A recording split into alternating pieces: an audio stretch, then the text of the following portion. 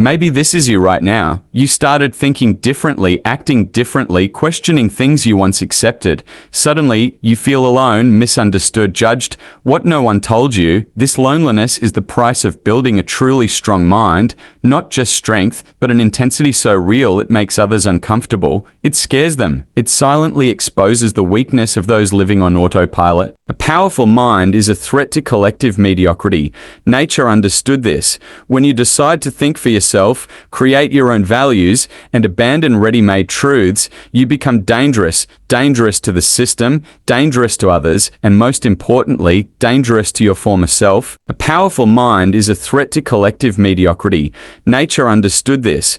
When you decide to think for yourself, create your own values, and abandon ready-made truths, you become dangerous. Dangerous to the system, dangerous to others, and most importantly, dangerous to your former self. This isn't for the comfortable or those seeking easy answers. It's for you tired of being hostage to insecurity, feeling on the brink of rupture, ready to build something unbreakable, a mind no one can manipulate. A mind that terrifies because it does not bend. If you're ready for this lonely, tough, transformative path, stay. What nature teaches will confront you, but it can also set you free. You'll never think the same way again. Nietzsche was a surgeon of the human soul. He dared look into the abyss of existence and dive in. It's in that inner chaos, the place most avoid, that he found true strength. For Nietzsche, transformation doesn't happen in peace, stability, order. It happens in pain, in the fall, in chaos. He wrote, "You need to have chaos within you to give birth to a dancing star." This isn't poetry, it's a psychological diagnosis. Building an unshakable mind requires abandoning the childish idea of comfort, cheap motivation, or positive affirmations. True strength is born facing suffering without fleeing. Stop wishing life were easier, start wishing you were stronger. Think, when did you grow most? When everything was fine, or when you were shattered, lost, rebuilding yourself? Nietzsche saw suffering not as life's mistake, but its driving force. He faced pain as a tool. Change your relationship with pain, failure, loneliness, and you shape something rare, an indomitable spirit. That's when the world gets disturbed by you. While most flee chaos, you learn to walk within it. While others beg for normality, you create greatness. This demands a brutal break with everything taught about strength. Being strong isn't smiling constantly or fake emotional control. It's enduring the unbearable and emerging even more dangerous. But Nietzsche knew chaos alone isn't enough. Without an inner anchor, it destroys you. This leads to his most decisive moment, killing God and placing the full weight of existential responsibility upon you. When Nietzsche declared God is dead, it wasn't celebration, it was a warning. Many still don't grasp. He killed the illusion of a higher authority taking care of everything, a pre-established plan, a purpose given from outside. The death of God ends all excuses. That's terrifying. Before, it was easy to outsource responsibility, comforting to believe suffering had a divine reason, a greater good justifying it all. Nietzsche violently tears this veil away. You are alone. There is no ready-made meaning. Now, you are the creator. This is where building a truly powerful mind begins. Most collapse, realizing they are alone facing chaos. No manual, no guarantees, no one to blame. Those with the courage to face this without crumbling forge an unshakable consciousness. With God's death, Nietzsche pushes you into the abyss of radical freedom. You should not follow commandments. You must create values. You should not obey. You must surpass yourself. This is brutal autonomy, bringing immense weight. Everything depends on you. No absolution, no salvation. Build yourself or sink. Here's the secret. This frightening freedom is also your greatest power source. When you understand no one is coming to save you, a fire awakens. It compels you to rise even while bleeding, to think for yourself, feel for yourself, act not because it's right, but because you decided it is. This rupture with existential crutches prepares the ground for something grander, a new way of being. A human who doesn't live by the herd's rules, who needs no approval or permission, who creates their own morality, surpasses limits, lives as a creator, a being that frightens the weak because it forces them to see themselves. Nietzsche called this being the Bermensch, the overman. The Bermensch isn't a superhero, it's someone who overcame everything binding the ordinary man: guilt, obedience, herd morality, the need for acceptance. The Bermensch doesn't seek acceptance or ask permission. They create their own internal laws and live by them, even against the entire world.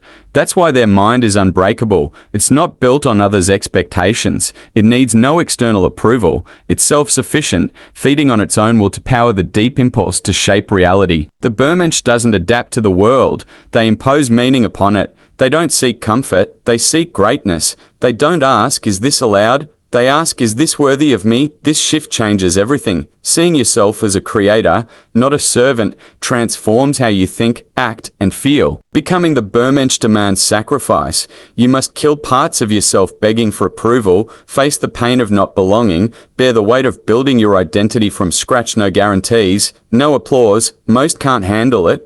They run back to the safety of ready-made beliefs and rules written by others. The path is lonely. Nietzsche knew this. He lived misunderstood, isolated, but in that isolation, he found freedom. Understand, the stronger your mind, the further you drift from the masses, the higher you rise, the more you disturb. Building. The Bermensch is brutal. Here's the raw truth no one tells you. The stronger you become, the lonelier you feel. It's not isolation by choice. The world doesn't know what to do with you. The free spirit breaking from common morality, rejecting easy truths, thinking for themselves inevitably distances from the herd. That pain is necessary. Real growth requires space. You can't grow tied to others' expectations. Most live policed by the group, feeling secure in numbers. Nietzsche tears you from that comfort into the desert. No applause, no guide, only you, your doubts, your fears, your desire to give up. This is the real test. Most run back, hide behind masks, but you, if you want to be unbreakable, must stay, endure the silence revealing who you truly are. Nietzsche said, the individual must always struggle not to be overwhelmed by the tribe. If you try, you will often feel lonely and sometimes scared. But no price is too high for possessing yourself.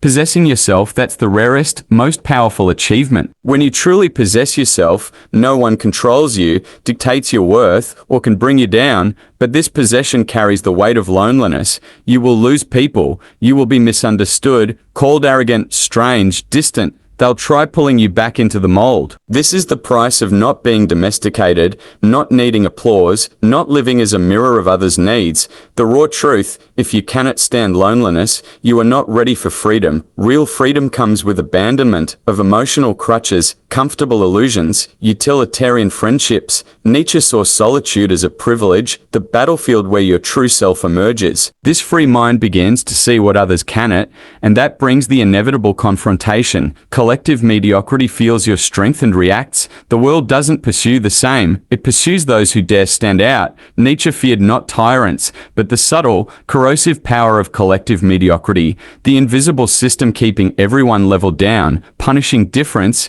rewarding obedience, disguising cowardice as virtue. True tyranny comes from the sides, from the crowd demanding you stay small so they don't have to grow. When you stand out, your sharper mind, firmer spirit, uncomfortable presence disturbs. You break the mold, and society hates mold breakers. Mediocrity cannot stand individual brilliance. It exposes ordinary life's darkness. Nietzsche called this slave morality, a system built by the weak, unable to achieve greatness, who invert values. Strength becomes arrogance, ambition becomes selfishness, independence becomes coldness. It protects the weak by condemning the strong, not out of compassion, but resentment. The weak don't want saving. They want the strong destroyed, so when you liberate yourself, they attack directly or subtly. Their message, go back to the group, you make us feel small. Mediocrity attacks with numbers, consensus, repetition. It makes you doubt yourself, feel wrong for not fitting in, uses shame and exclusion to make you lower your head. Many give up here. They can't bear being the strange one, the difficult one, the arrogant one. But Nietzsche would call you necessary. While the world spins with recycled ideas and comfortable lies, the strong individual brings the discomfort needed for something new. Your difference is the spark of transformation, and the target, thinking freely, living autonomously, is an act of war against collective mediocrity. Like any war, it needs weapons, mental weapons. Building a mind so strong it frightens comes at a high cost. You'll lose friendships based on superficiality. You'll lose opportunities requiring submission. You'll lose the ability to be content with little, but in exchange, you gain integrity, clarity, presence. You'll notice most live in a slumber. Your lucidity frightens them. Your firmness makes them tremble. Your absence is louder than the presence of many. This strength isn't found in self-help books or empty affirmations. It's dug from your soul in the silence of difficult nights, in unseen choices. It's the result of an internal war between who you were and who you are becoming, a war with no end. The truly strong aren't those who've won, they're those who keep fighting when they could stop. Nietzsche didn't want followers, he wanted internal earthquakes. He wanted you to stop crawling for approval, begging for meaning, seeking in ready-made systems what can only be built with blood, sweat, and awareness. He wanted you to become dangerous, not violent, but rare. So rare your mere existence forces others to look in the mirror and confront what they avoid. Now, declare your presence. Write in the comments a truth you're tired of hiding, an opinion you fear to voice, a thought that isolates you, but represents who you truly are. Claim your voice, show you will no longer bend. If this resonated, if something awoke inside you, don't stop. The journey continues. If you've made it this far, you're not here out of curiosity. You're here because you've already begun to change. Keep going. You are not alone. You are just ahead, and that, my dear, is frightening, but it is also liberating.